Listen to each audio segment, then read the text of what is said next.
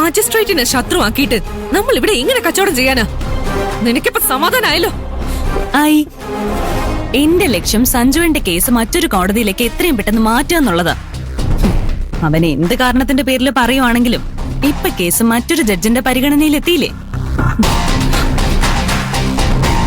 ഇനി സഞ്ജുവിനെ ജാമ്യത്തിൽ ഇറക്കാൻ പറ്റും. അച്ഛൻ വക്കീലിനെ വിളിച്ച് കാര്യം പറ. ഞാനിപ്പോ തന്നെ വിളിക്കാം മോളെ.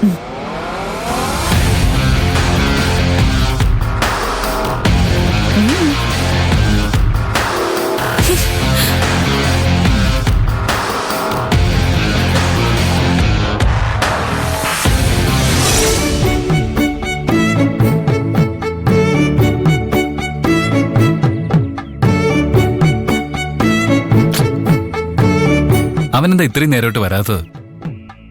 മുകുന്ദന് നല്ല തിരക്കുണ്ടാവും. പണ്ടത്തെ പോലെ അല്ലല്ലോ. ആളിപ്പോ ഒരു മജിസ്ട്രേറ്റ് അല്ലേ?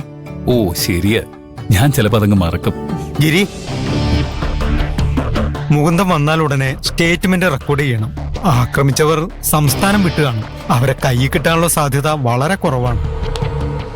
എന്നാലും ഔദ്യോഗികമായിട്ടൊരു പരാതി നൽകണമെന്ന് ഞാനാ മുകുന്ദനോട് പറഞ്ഞത്. അതെന്തായാലും നന്നായി. ഇതുകൊണ്ട് സ്വപ്നയ്ക്ക് കുറെ പ്രശ്നങ്ങൾ ഉണ്ടാകാൻ സാധ്യതയുണ്ട്. അവളുടെ ജാമ്യം തന്നെ റദ്ദാകാം. എന്റെ അനിയത്തി ആയതുകൊണ്ട് അവള് ചെയ്ത തെറ്റിന് നേരെ കണ്ണടയ്ക്കാൻ എനിക്ക് പറ്റില്ല. ശരി, ഞാൻ അകത്തുണ്ടാകും. ഗിരിയേട്ടൻ ചെയ്യുന്ന തന്നെയാ ശരി.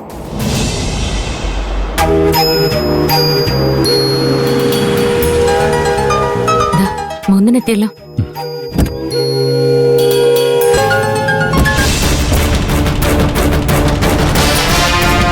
മഹിമേ, ഞാൻ പറയുന്നൊന്ന് കേൾക്ക്. എനിക്കൊന്നും കേക്കണ്ട. എടോ, എന്താ മോളെ, എന്തെങ്കിലും പ്രശ്നമുണ്ടോ? ദേ ഇങ്ങോട്ട് ചോദിക്കും. എന്താടാ?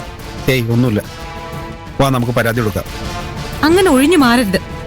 വക്കീല് ചെയ്ത് എന്താണെന്ന് ഇവരും കൂടെ അറിയണ്ടേ? എന്താ മോളെ കാര്യം? ഇന്ന് രാവിലെ ഗോപാലിനെ പോയി കണ്ടിട്ട് വക്കീലിന്റെ വരവ്. എന്നിട്ട് ആയക്കിട്ട് രണ്ടെണ്ണം പൊട്ടിച്ചോ?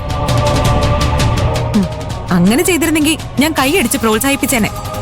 അയാളുടെ മുന്നിൽ അടിയറവ് പറഞ്ഞിട്ടാ വക്കീൽ വന്നിരിക്കുന്നത്. ഇവൾ എന്തൊക്കെയായി പറയുന്നേ? സഞ്ജുവിന്റെ കേസ് മറ്റൊരു കോടതിയിലേക്ക് മാറ്റാനുള്ള അവരുടെ അപേക്ഷ ഞാൻ സ്വീകരിച്ചു. വേറെ ഏതെങ്കിലും മജിസ്ട്രേറ്റിനെ കിട്ടിയ സഞ്ജുവിന് പുഷ്പം പോലെ ജാമ്യം കിട്ടും. അവനെതിരെ ആഞ്ഞടിക്കാൻ പറ്റിയ ഒരു അവസരമാ വക്കീൽ കളഞ്ഞു കുളിച്ചത്. അതെ, അങ്ങനെ വ്യക്തിവൈരാഗ്യം തീർക്കാനല്ല ഞാൻ മജിസ്ട്രേറ്റായത്.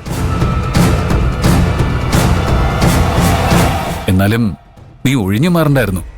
ഞാനായിട്ട് മാറിയില്ലെങ്കിലേ മഹിമ കേസിൽ ഇരയായതുകൊണ്ട് മേൽക്കോടതിയിൽ നിന്ന് എന്നോട് മാറി നിൽക്കാൻ ആവശ്യപ്പെടാൻ സാധ്യതയുണ്ട്.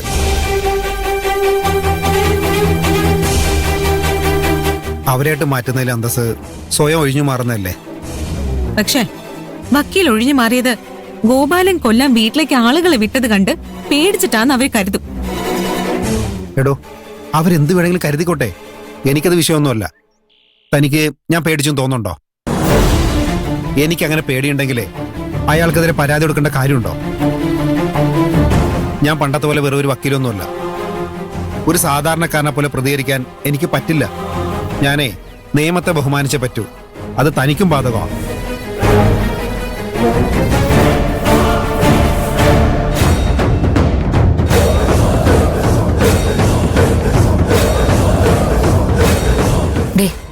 മൂന്നും പറഞ്ഞാലും കാര്യമില്ല മോളെ. കാര്യമൊക്കെ ഉണ്ട്. പക്ഷേ വക്കീൽ അന്ന് കോടതി ചെയ്ത പോലെ മാസായി സഞ്ജുവിന് പണി കൊടുക്കാനുള്ള അവസരം കളഞ്ഞതിലാ എനിക്ക് വിഷമം. അങ്ങനെയുള്ള അവസരങ്ങൾ ഇനിയും മുകുന്ദന് കിട്ടും. നീ വാ വാ.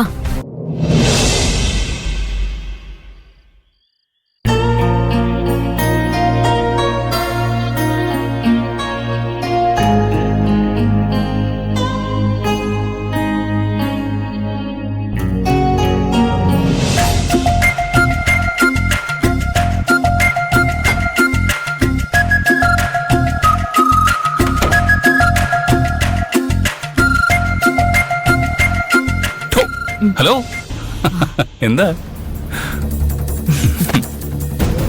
എന്താ മോളെ, ഭയങ്കര ആലോചനയിലാണല്ലോ. മുകുന്ദൻ ചെയ്തത് ശരിയാണെന്ന് എനിക്കിപ്പോഴും തോന്നുന്നില്ല. സ്വന്തം കുടുംബത്തിന്റെ സുരക്ഷയെ പറ്റി അവൻ ആലോചിക്കുന്നതിനെ കുറ്റം പറയാൻ പറ്റുമോ? അത് മാത്രമല്ല, കേസ് എന്തായാലും വേറെ ജഡ്ജിന്റെ അടുത്തേക്ക് മാറ്റുമെന്ന് അവൻ പറഞ്ഞില്ലേ? അതൊക്കെ ശരിയാണ്. പക്ഷേ മുകുന്ദൻ സ്വയം ഒഴിഞ്ഞു മാറിയില്ലായിരുന്നെങ്കിൽ ജഡ്ജിനെ മാറ്റാൻ അവർക്ക് ഒരുപാട് സമയമെടുത്തേനെ. അത്രയും കാലം സഞ്ജു ജയിലിൽ കിടന്നേനെ. കിട്ടിയ അവസരം നന്നായിട്ട് മുതലെടുക്കണമായിരുന്നു. ഇത്രയും തെളിവുകൾ അവനെതിരെ നിരത്താൻ പറ്റിയൊരു കേസ് ഇനി ഉണ്ടാക്കാൻ പറ്റുമെന്ന് എനിക്കറിയില്ല. മുകുന്ദൻ എല്ലാ പ്രശ്നങ്ങളും അവസാനിപ്പിക്കാന്ന് തീരുമാനിച്ചു കാണും. ഇതുകൊണ്ടൊന്നും തീരാൻ പോകുന്നില്ലല്ലോ. ഗോപാലിനും അയാളുടെ ആളുകളും വീണ്ടും വീണ്ടും നല്ല മനുഷ്യരെ ബുദ്ധിമുട്ടിച്ചുകൊണ്ടേയിരിക്കും. മുകുന്ദനെ മഹിമയും അയാൾ വെറുതെ വിടുമെന്ന് ഗിരിയേണ്ണന് തോന്നുന്നുണ്ടോ? ദേ, നീ അതിനെക്കുറിച്ച് ഓർത്ത് ടെൻഷൻ അടിക്കണ്ട. നമുക്ക് ആർക്കും ഒരു കുഴപ്പം ഉണ്ടാവാതെ ഞാൻ നോക്കിക്കോളാം. അല്ലെങ്കിലും ഇപ്പൊ നമുക്ക് നല്ല സമയം. നമ്മുടെ എല്ലാ പ്രശ്നങ്ങളും ഇപ്പൊ തീരാ. അതായത് മഹിമ ജയിലിൽ നിന്ന് ഇറങ്ങി, നിങ്ങൾ തമ്മിലുള്ള എല്ലാ വഴക്കുകളും അവസാനിച്ചു. വൈകാതെ പ്രീതി ഇവിടെ നിന്ന് ഇറങ്ങിപ്പോവും.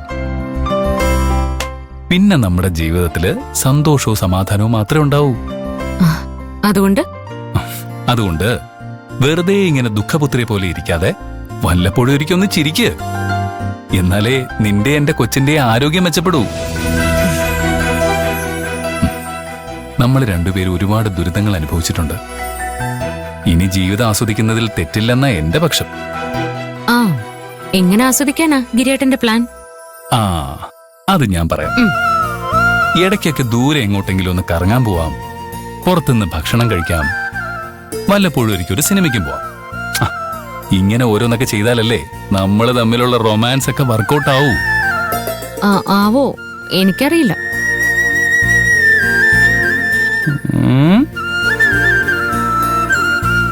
ഓ, പ്രേമം എന്താണെന്ന് പോലും അറിയാത്തൊരു പഞ്ചപാവം. അതെ, ഞാൻ ആരെയും പ്രേമിച്ചിട്ടൊന്നുമില്ല. സ്കൂളിൽ പഠിച്ചിരുന്നപ്പോഴേ ഗിരീൻ എന്നെ വൺ സൈഡ് ആയിട്ട് പ്രേമിച്ചിരുന്നു. കല്യാണം കഴിഞ്ഞതിന് ശേഷമല്ലേ ഞാൻ അറിയുന്നേ.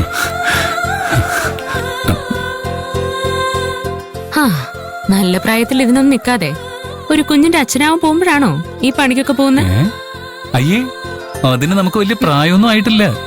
അല്ലെങ്കിലും പ്രേമിക്കാൻ പ്രായം ഒരു തടസ്സമേ അല്ല.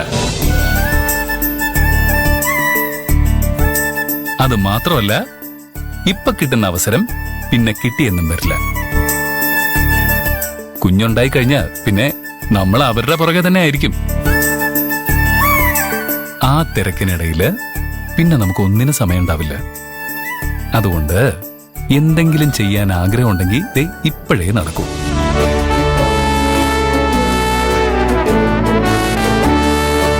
അല്ലെങ്കിലേ കുറെ കാലം കഴിഞ്ഞ് നമ്മൾ പുറകിലേക്ക് നോക്കുമ്പോ നമ്മൾ അഭിമുഖീകരിച്ച പ്രശ്നങ്ങളും നമുക്കിടയിലുണ്ടായ വഴക്കുകളും മാത്രമേ മനസ്സിലേക്ക് ഓടിയെത്തൂ. അത് മതിയോ?